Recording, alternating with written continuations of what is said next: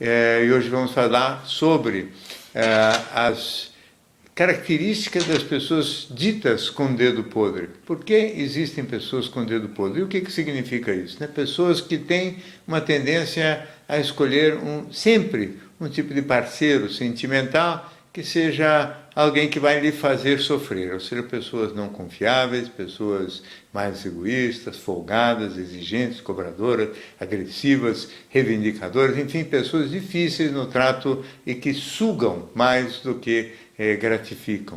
E é curioso porque essas pessoas reincidem, chama-se dedo podre porque elas reincidem sempre no mesmo critério de escolha.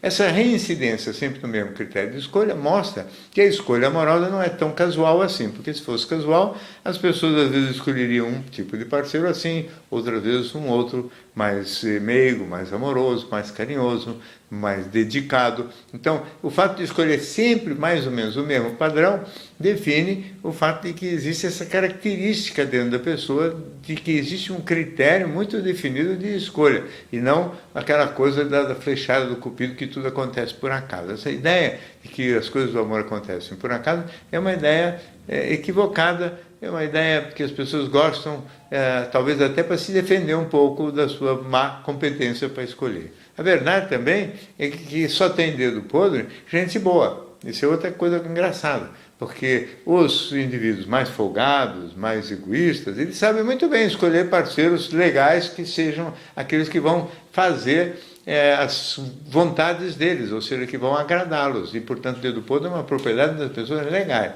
E por que pessoa legal escolhe uma não legal com tanta regularidade? Esse é, na verdade, o grande problema das pessoas com dedo podre. Tem várias razões para isso.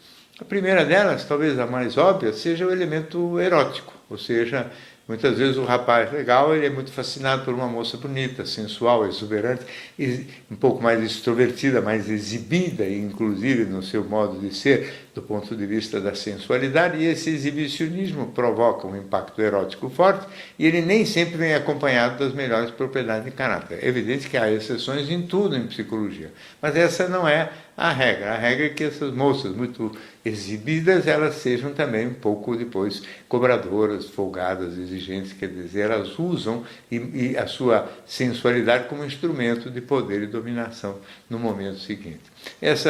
O inverso também acontece, quer dizer, moças legais ficam fascinadas por homens mais extrovertidos, aventureiros, ousados.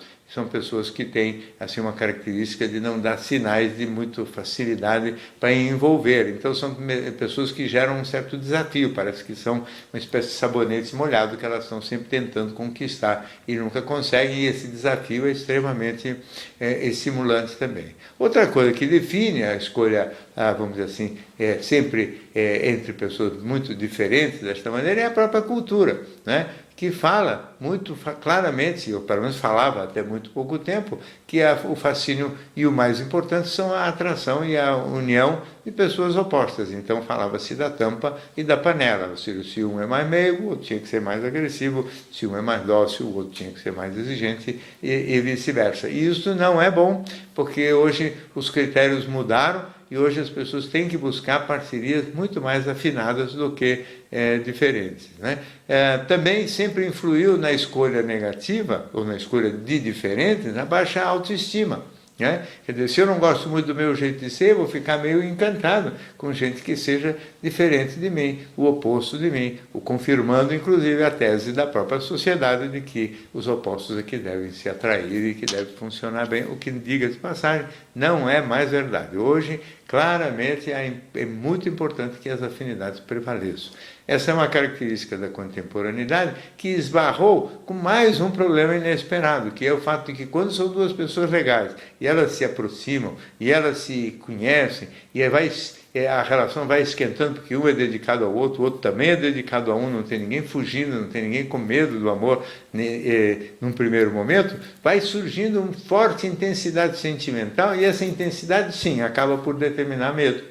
né? Como se a pessoa entrasse meio em pânico, dizendo assim, isso aqui está bom demais, isso aqui, quando a gente fala isso aqui está bom demais, significa assim que parece que vai cair um raio na cabeça da gente e vai, então, destruir toda aquela felicidade, tudo aquilo que a gente construiu. Evidente que essa união também entre pessoas muito parecidas ameaça um pouco a individualidade da gente, a gente fica com muito medo de sofrer, com muito medo de se perder nessa história, além do medo da felicidade, o que costuma determinar um afastamento.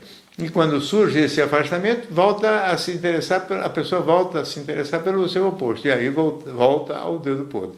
Na realidade, o dedo podre desaparece quando a pessoa tem uma autoestima legal, percebe e compreende que realmente as afinidades são fundamentais, que gente mansa e meiga e amorosa tem que se dedicar a uma pessoa mansa, meiga e amorosa. Isso vai dar medo, sim, no processo de encaixe, mas esse medo passa e, portanto, aí a pessoa vai conseguir vivenciar uma relação afetiva de boa qualidade, coisa que é absolutamente fundamental para quem hoje quiser viver em concórdia por décadas e, se Deus ajudar, até que a morte os separe.